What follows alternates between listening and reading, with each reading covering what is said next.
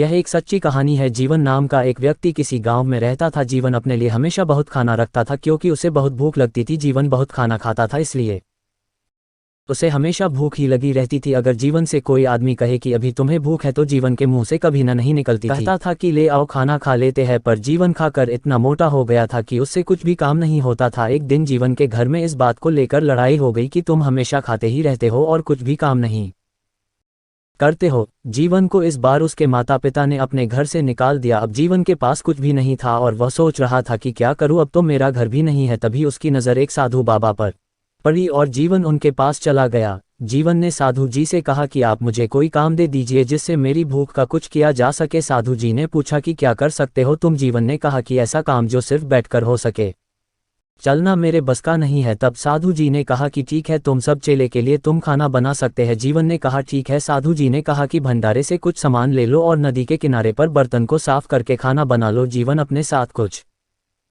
आटा और सब्जी बनाने के लिए सामान को लेकर चला गया। साधु जी के पास सिर्फ 8 चेले थे जिनका हर रोज खाना बनता था। उसी के हिसाब से एक चेले ने सामान दे दिया और सामान को लेकर जीवन चला गया।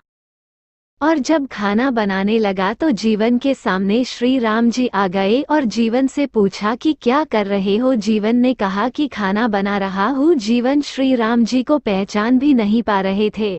श्री राम जी ने कहा कि क्या तुम थोड़ा भोजन मुझे भी खिला सकते हो। जीवन ने कहा कि ठीक है। जब भोजन बन चुका तो जीवन ने श्री राम जी को भोजन दिया और भोजन करके श्री राम जी बोलो कि अगले दिन हम और हमारे भाई भी आएंगे, उनके लिए भी भोजन तैयार कर लेना। जीवन अब सबका भोजन बनाकर ले गया और अगले दिन भोजन के लिए और ज्यादा सामान की मांग करने लगा। इस पर साधु जी ने सोचा कि शायद इसे भूख ज्यादा लगती होगी और जीवन को ज्यादा सामान दे दिया गया और सामान लेकर जीवन नदी के किनारे पर चला गया। जब जीवन ने खाना बना लिया तो श्री राम जी के साथ लक्ष्मण भी आ गए और खाना खाया। इस बार श्री राम जी ने कहा कि कल हम अपनी पत्नी के साथ आएंगे, उनके लिए भी खाना बनाना है। अब जीवन भी सोच में पड़ गया कि अब क्या होगा, अब तो और भी ज्यादा खाना बनेगा। अगले दिन जीवन ने खाने के लिए और ज्यादा सामान मांगा तो साधु को कुछ शक हुआ, कहीं ये सामान को बेच तो नहीं रहा है। इसलिए साधु जी भी उसके पीछे चले गए। तब साधु ने देखा कि जीवन खाना बना रहा है और उसके साथ श्री राम जी और